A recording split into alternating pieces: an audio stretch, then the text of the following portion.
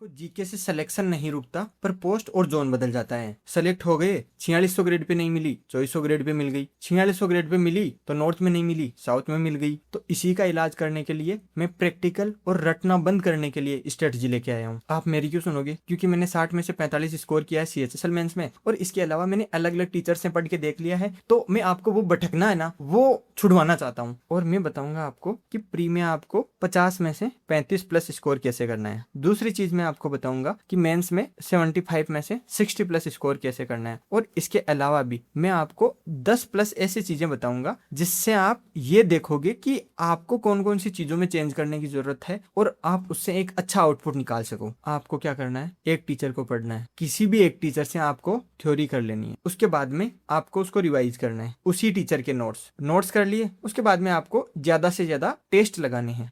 आप टेस्ट वैसे भी लगा सकते हो और आप क्विज के फॉर्म में भी लगा सकते हो। जो परमार सर की क्विज वाला सेक्शन आता है ना, वहां पे आप डेली लगा सकते हो, वो बहुत इंपॉर्टेंट है। उसको क्या कर सकते हो, आप हमेशा के लिए यूज ले सकते हो। इसके बाद में आपको रिवाइज करना है, और रिवाइज रिवाइज रिवाइज यही हमेशा रखना है। ये 3 चीजें करोगे ना, आप अपने आप स्कोर ग्रोथ करने लग जाएगा। सेल्फ ऑडिट करना है। सेल्फ ऑडिट के अंदर आपको ये देखना है आपको कौन सा सब्जेक्ट नहीं आ रहा। हिस्ट्री नहीं आ रही, पॉलिटी नहीं आ रही, या फिर मतलब कौन सा वो सब्जेक्ट है जिसमें से ज्यादा सवाल गलत हो रहे हैं आपके। ऐसे मान लो ज्योग्राफी में से हो रहे हैं, दोबारा से रिवाइज कर लोगे। स्टैटिक जीके में से हो रहे हैं तो उसको अलग से रिवाइज कर लोगे। करंट अफेयर तो आपको लास्ट के अंदर करना ही है। साइंस के अंदर भी इतना आजकल वेटेज नहीं रह रहा, तो इसको भी आप लास्ट के लिए रख सकते हो। अब लास्ट टाइम है ना, इसमें आप क्या कर सकते हो, प्रियोरिटाइज कर लो कि सबसे पहले हिस्ट्री करनी है, पॉलिटी करनी है, जियोग्राफी करनी है, इकोनॉमिक्स करनी है, उसके बाद में साइंस, करंट अफेयर और स्टैटिक। ये तीनों चीजें मेंस में इतनी नहीं आती। तो आप क्या कर सकते हो कि सबसे पहले आपने हिस्ट्री कर ली, हिस्ट्री करने के बाद आपने पॉलिटी कर ली, पॉलिटी करने के बाद आपने जियोग्राफी कर ली, जियोग्राफी करने के बाद इकोनॉमिक्स कर ली। या फिर इन चारों को तो आप इधर उधर कैसे भी कर सकते हो अपने अकॉर्डिंग, जैसे आपको सहूलियत रहती है।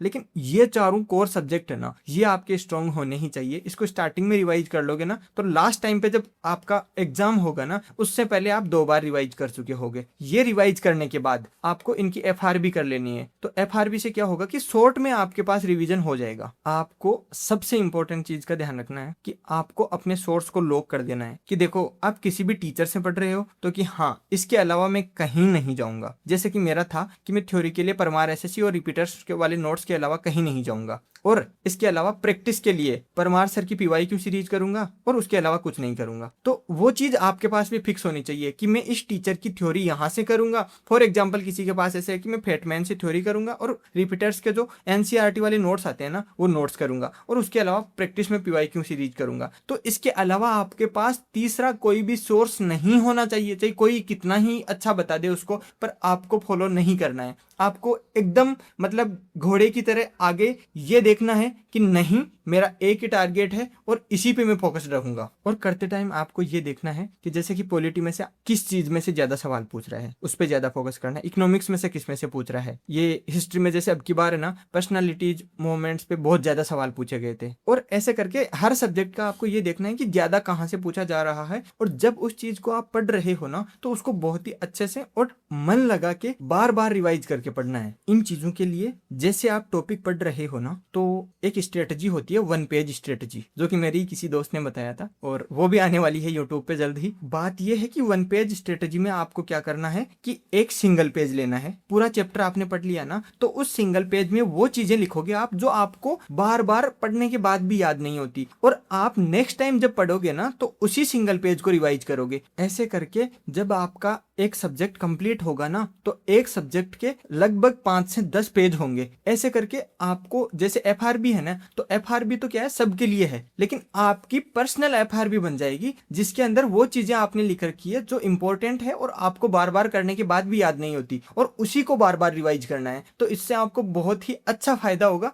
वो आपको बाद में पता चलेगा, मतलब स्टार्टिंग में आपको फील नहीं होगा, लेकिन आप इस चीज को फॉलो कर लिए ना 10 से 15 दिन, तो आप खुद बोलने लग जाओगे कि यार रियल में फायदा हो रहा है। ये चीज जरूर ट्राई करना। डेली क्या करना होगा कि 60 मिनट आपको क्या करना है कि जो भी आपको सब्जेक्ट पढ़ना है वो पढ़ लेना है। 20 मिनट आपको रिवाइज करना है, पहले दिन जो किया था ना उसी को रिवाइज करना है। और 10 मिनट के लिए अभी मैंने 1 पेज स्ट्रेटेजी बताई थी ना, वही है एरर लॉग। प्लस उस 1 पेज में कई बार ऐसे होता है ना कि टेस्ट में कोई अच्छा सवाल पूछ लिया, या फिर कुछ मतलब ऐसा पूछ लिया कि जो आने की संभावना तो है लेकिन हमने कहीं कर नहीं रखी है, तो वो लिख लिया। इन चीजों के लिए आपको हमेशा 10 मिनट देनी है। और आपको एक चीज ये करनी है कि आपको खुद इस चीज को ट्राई करके देखना है कौन से सब्जेक्ट में किस चीज से ज्यादा सवाल पूछे जा रहे हैं। जैसे 2 सब्जेक्ट के लिए मैंने बताया कि पॉलिटी में आर्टिकल से बहुत सवाल पूछे जा रहे हैं, प्रेसिडेंट से बहुत सवाल पूछे जा रहे हैं, पार्लियामेंट से पूछे जा रहे हैं, और जो स्टेट और सेंटर के रिलेशन है उससे बहुत सवाल पूछे जा रहे हैं, जुडिशरी से बहुत सवाल पूछे जाते हैं। अब की बार हिस्ट्री के अंदर थोड़ा सा चेंज हुआ है, तो वो चीजें मैंने यहाँ पे लिख रखी है। तो आपको खुद पहचानना है कि भाई ज्यादा कहाँ से पूछ रहा है और मेरा क्या कमजोर है, उसी पे मैं ज्यादा काम करूंगा। देखो साइंस में तो इतना वेटेज नहीं आ रहा, पर फिर भी आप जब करो ना तो उसको रियल लाइफ से रिलेट करके समझना कि अच्छा ये रियल लाइफ में होता है तो कैसे होता है। जैसे कि डिजीज है तो उनमें से कई डिजीज का तो आपको रियल में भी पता होता है कि ये होती है तो कौन सा क्या टेस्ट होता है और कौन सी चीजें करी जाती है। वैसे ही यहाँ पे मतलब फिजिक्स और केमिस्ट्री में भी आपको रियल लाइफ में होने वाली चीजों का पता होता है ना, तो उनसे रिलेट करके समझना। तो आपको क्या करना पड़ेगा कि रट्टा नहीं लगाना पड़ेगा। और ऐसे ही देखो जियोग्राफी तो पूरी की पूरी मैप पे बेस है। आपको क्या करना है कि मैप को एक बार अच्छे से दिमाग में बिठा लेना है कि कौन सा स्टेट कहाँ पे है और कौन सी चीज कहाँ पे होती है। जब जब आप जियोग्राफी को करो ना तो आपके दिमाग में वो विजुअल्स चलने चाहिए, ये नहीं कि आप लिख लिख के याद कर रहे हो।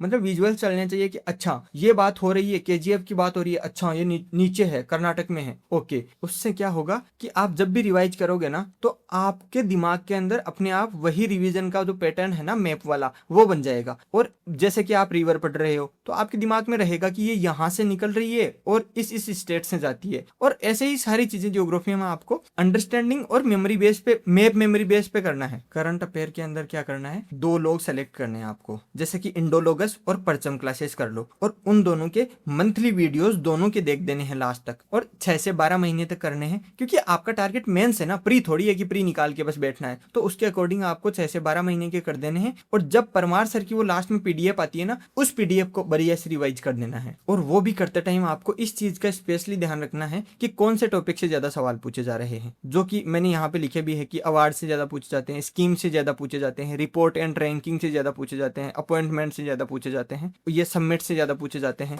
और अब की बार ये जो होने वाले इसरो और इन सबसे चीजें रिलेटेड चीजें ज्यादा पूछी जाती है। लास्ट के 90 डेज में क्या होना चाहिए कि ये जो जस्ट आने वाले 30 दिन है ना, इनके अंदर तो आप थ्योरी को प्रॉपर तरीके से करो। 30 से 60 दिन के अंदर जो पीवाईक्यू सीरीज दे रखी है वो कर लो और रिवाइज कर लो, जिससे क्या होगा आपको पता चल जाएगा कि पीवाईक्यू में कैसे सवाल आ रहे हैं। और लास्ट के 30 दिन है ना, उनमें तो इतना भयंकर रैपिड रिवीजन करना है। 30 दिन के अंदर 2 बार आप रिवाइज कर चुके हो। लेकिन बात ये ध्यान रखना कि पहला रिवीजन करो ना तो अंडरलाइन करते चलना। अंडरलाइन करते चलोगे ना तो सेकंड रिवीजन में आपको बहुत कम टाइम लगेगा, और अंडरलाइन नहीं करोगे तो पूरा पढ़ोगे ना तो बहुत ज्यादा टाइम लग जाएगा। जैसे कि मैं लास्ट में करता था ना तो 4 घंटे में मेरा एक सब्जेक्ट कंप्लीट हो जाता था। तो वो इसी वजह से होता था कि मैं अंडरलाइन करके रखता था जो चीजें मुझे याद नहीं होती, और उसी को मैं लास्ट टाइम रिवाइज करता था। फाइनली आपने क्या कर लिया, course complete, PYQ complete, revision complete और एफआरबी कंप्लीट। अब बारी आती है अपने दी गोल्डन रूल की। ये रूल क्या कहता है कि आपको अपने खुद के निमोनिक्स बनाने हैं कुछ चीजों के अंदर, जहां पे आपको ये होता है ना कि बार बार आती भी है एग्जाम में और वो याद भी नहीं होती। मैं एग्जांपल बताता हूँ। हमने दोस्तों ने ऐसे बैठ के निमोनिक्स बनाया कि रस्किन बॉन्ड की बुक्स कौन सी है। तो हमने ऐसे स्टोरी क्रिएट की अपने दिमाग में कि रस्किन बॉन्ड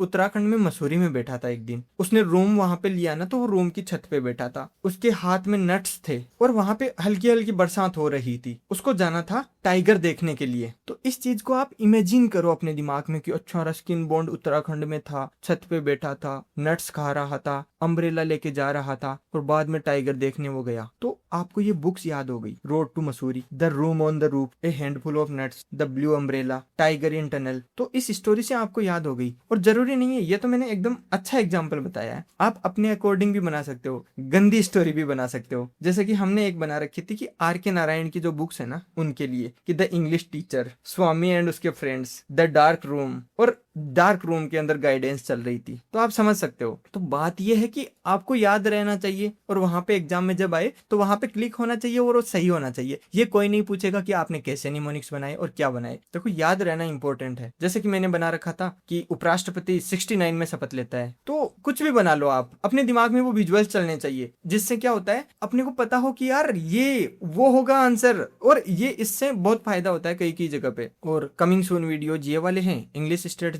रीजनिंग स्ट्रेटजी और फुल रोड मैप। आपको ये वाले वीडियोज भी देखने हैं तो चैनल चैनल को सब्सक्राइब कर लो। और आपका कोई अदर डाउट भी है और मेंटल हेल्थ रिलेटेड कोई प्रॉब्लम है तो आप कमेंट में लिख देना, मैं सबका आंसर करूंगा। और कोई ज्यादा ही मेंटल हेल्थ से जूझ रहा है ना, तो वो एक काम कर सकता है, मेरी मेल आईडी दी हुई है, उस पर प्रॉपर अपना बता सकता है चीजें कि क्या हो रहा है और क्या नहीं, तो उस पर अपन बात कर लेंगे। और पीडीएफ चाहिए जो ये मैंने दिखाई है तो सब्सक्राइब करना पहले, उसके बाद में कमेंट में पीडीएफ लिखना, तो मैं वो प्रोवाइड करवा दूंगा। Thank you.